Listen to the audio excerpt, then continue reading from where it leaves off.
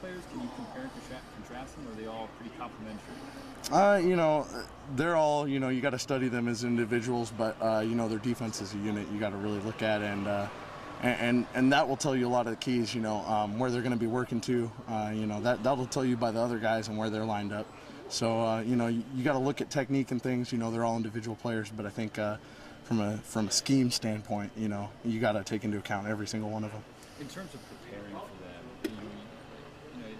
it's not watching film, it's how you watch film. Mm-hmm. So when you're looking at tapes, do you learn more from a game like Oregon State, a team who had success running the ball, or do you learn more, the other three games where the three teams combined at 56? Well, when I'm watching film, I'm not just watching one game. I'll look at plays. I'll cut up things into, different types of plays run against them, formations, because, sometimes you see a game, like Stanford plays, we watch their offense play when we're going against other teams, and sometimes that doesn't counter in exactly to what we do and the formations we run. So when I'm watching, I'm seeing games, where they're getting against spread formations and seeing how they're lined up to it and what adjustments they're making. And, you look for patterns, consistencies in certain plays, if we're running inside zone at them, what are they doing on the backside of the gap exchanging, or are they, just going to sit there and let the quarterback hand the ball off? Those are the types of things that, you look at on film, and you develop patterns and you realize the inconsistencies, what they're trying to do with blitzes and all that type of thing. You talked about them going up against some spread offenses, Arizona. Do you see them sort of maybe out of their element or comfort zone a little bit? And do you think that?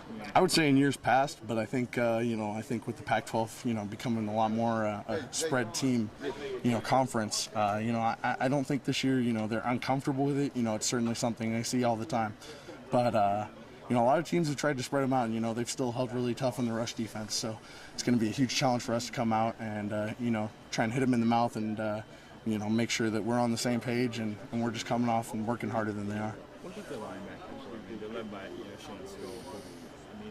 This might be probably the best unit you guys have faced all season. Yeah, I'd say aside from the guys we see in practice, Scove, Murphy, Thomas, all those guys are really tough, and they present a huge problem in the passing game. You have to understand where those guys are.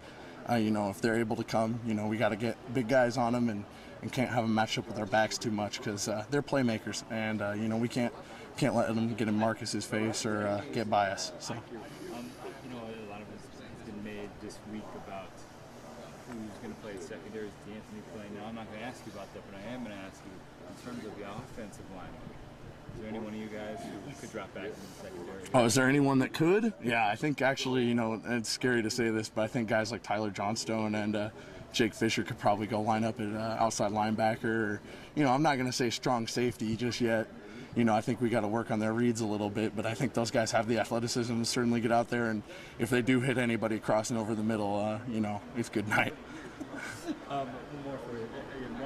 Running the ball against them. Obviously that's been a strength of you guys. That's them defending it has been their strength. What have you seen in practice without giving away your schematics that tells you that you guys are going to be able to have success? Well, I think one thing you see in practice right now is we're communicating great up front. We're doing a really good job of going out and making sure we're all on the same page, even if it takes a little more time out of our tempo. We got to make sure that it's a huge challenge this week to make sure that we understand, what they're trying to do, what they're showing us, and what they're trying to hide from us. And I think if we pay attention to those things, we're going to have a great week.